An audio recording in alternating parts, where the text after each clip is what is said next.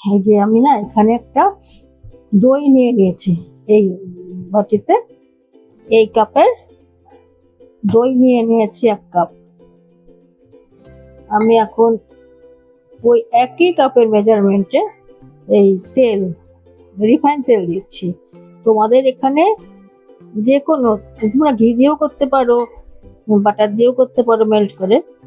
আমি তো তেল যদি দাও কোনো মানে তুমি সরষের তেল দেবে না, আর তাছাড়া তুমি যে কোনো তেলই দিতে পারবে।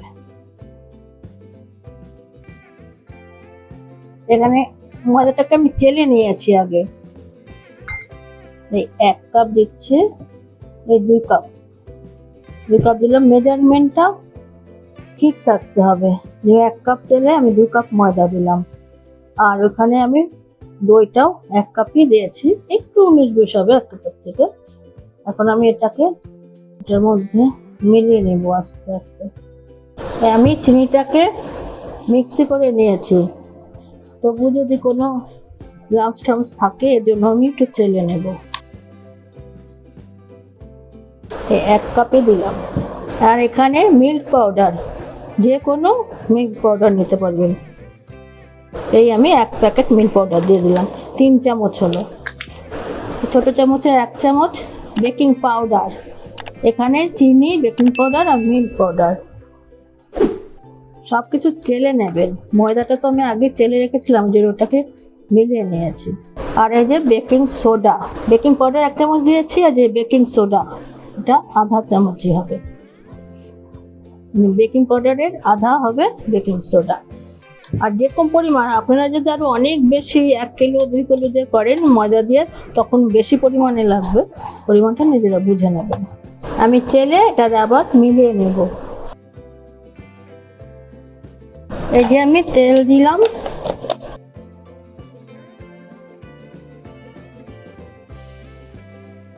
এক ডাইরেকশনে কিন্তু করবেন।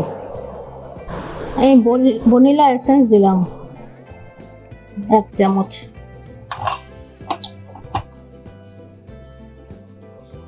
ভ্যানিলা এসেন্সটা দিলে ময়দার মধ্যে যে একটা ময়দা গন্ধ করে সেটা থাকে না।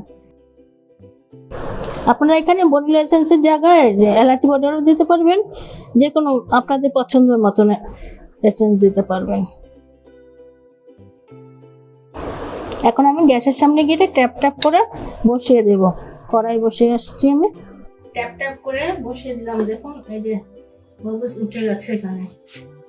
এখন আমি এটা দিয়ে ঢেকে রেখে প্রিহিট করেছি, আবার বসিয়ে দিলাম।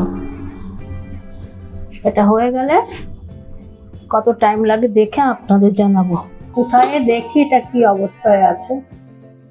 ও বাবা, কি ফুলেছে! কিনারটা হয়ে গেছে, মাঝখানটা হয়নি। এটা আরো হবে, মাঝখানটা হয়ে গেলে তারপর আমি ঠান্ডা করে আমি দেখাবো পরে। এটা একটু সময় লাগবে। এই যে আমার এটা হয়ে গেছে, দেখুন কোনো কিছু নাই, ছুরি বা টুথপিক দিয়ে করতে পারবেন। একদম পুরা হয়ে গেছে। আর আমার কিন্তু 1 গ্লাস দুধও লাগে না, এখানে আধা গ্লাসের উপরেই দুধ লাগছে। গ্যাসটাকে বন্ধ করে দিলাম, ঠান্ডা হলে পরে দেখাবো। এই যে বন্ধুরা, কেক বানিয়েছিলাম, ঠান্ডা করে নিয়ে আসছে। এখন কেকটাকে আমি বের করবো তার থেকে। কি নরম হয়েছে, ভয় লাগছে না ভেঙে যায়। বন্ধুরা, এখনো যারা তোমরা ভিডিও দেখছো সাবস্ক্রাইব করোনি, একটি সাবস্ক্রাইব করে দিও প্লিজ।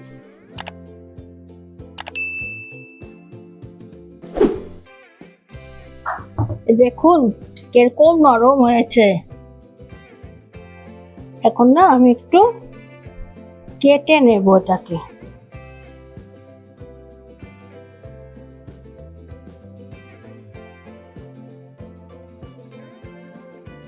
এটা বড় ছুরি তো, এই ছুরিটা ছোট হয়ে গেছে, বের করে নিলাম।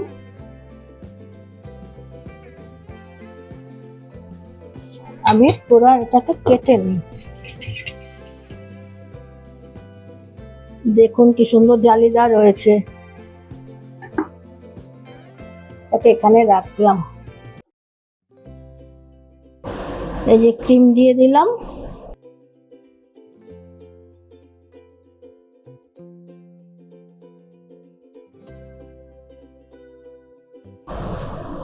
বসে গেছে, এখন আমি উপরে ক্রিম দেব।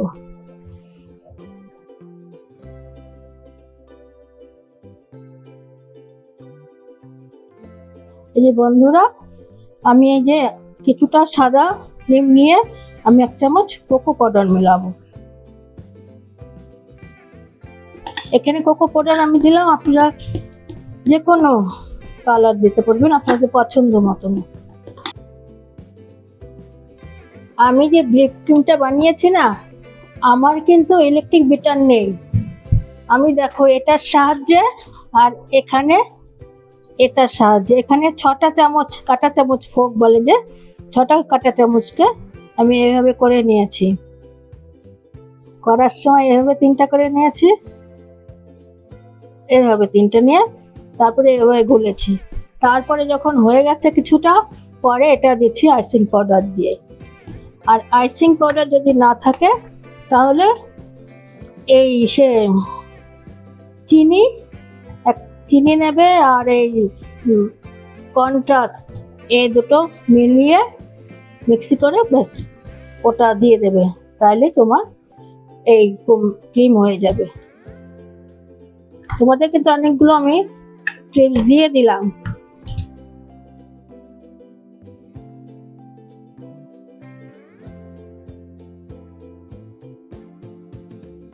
বন্ধুরা, এগুলো এই যে ক্যাডবেরিজ চকলেট আছে না, আমি বের করে রাখছিলাম 1 ঘন্টা আগে। নরম হয়ে যাওয়ার পরে এই যে ছোট ছোট করে গোল গোল করে রেখেছি, রেখে আমি আবার ফ্রিজে রেখেছিলাম টাইট হওয়ার জন্য।